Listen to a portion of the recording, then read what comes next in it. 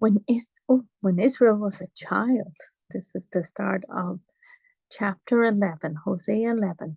And Lord, we need your help. Holy Spirit, guide us, lead us, help us to understand more of your word all the time, more that we're learning.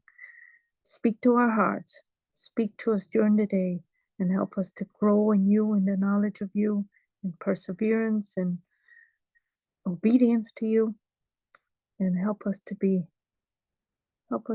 good servants of yours and worthy servants of you, Lord. Guide us, and thank you for blessing us so much. In Jesus' name, amen.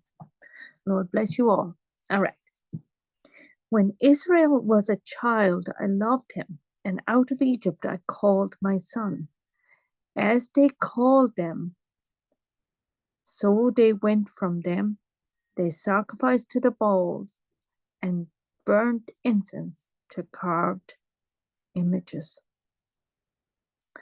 Now, the part in and out of Egypt I call my son, later on in Matthew, and like when Jesus, when he was a baby, Mary and Joseph, they had to flee to Egypt just for a short time while the king was looking for the newborns.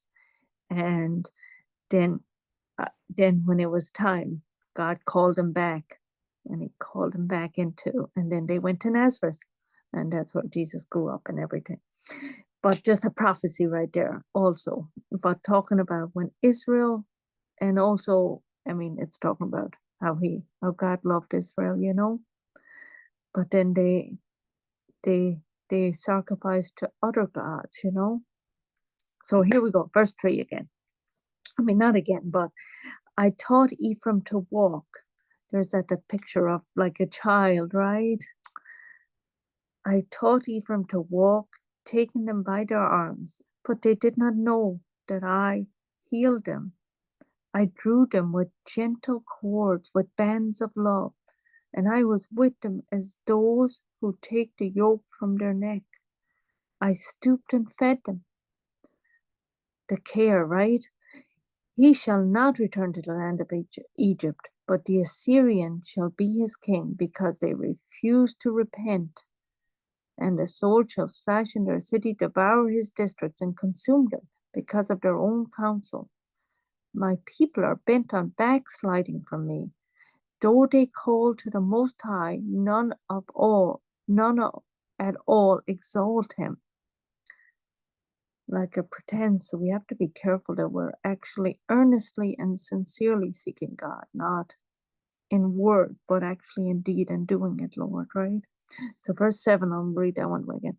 My people are bent on backsliding from me.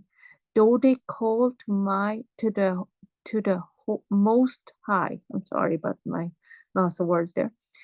My people are bent on backsliding from me. Though they call to the Most High, none at all exalt him.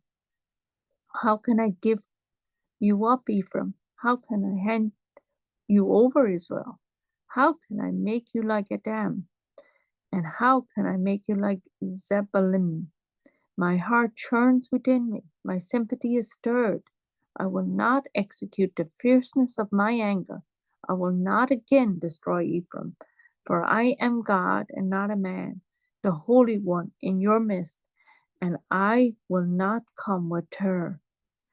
They shall walk after the Lord. He will roar like a lion. When he roars, then his sons shall come trembling from the west. They shall come trembling like a bird from Egypt, like a dove from the land of Assyria. And I will let them dwell in their houses, says the Lord.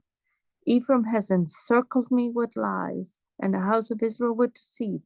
But Judah still walks with God, even with the Holy One who is faithful.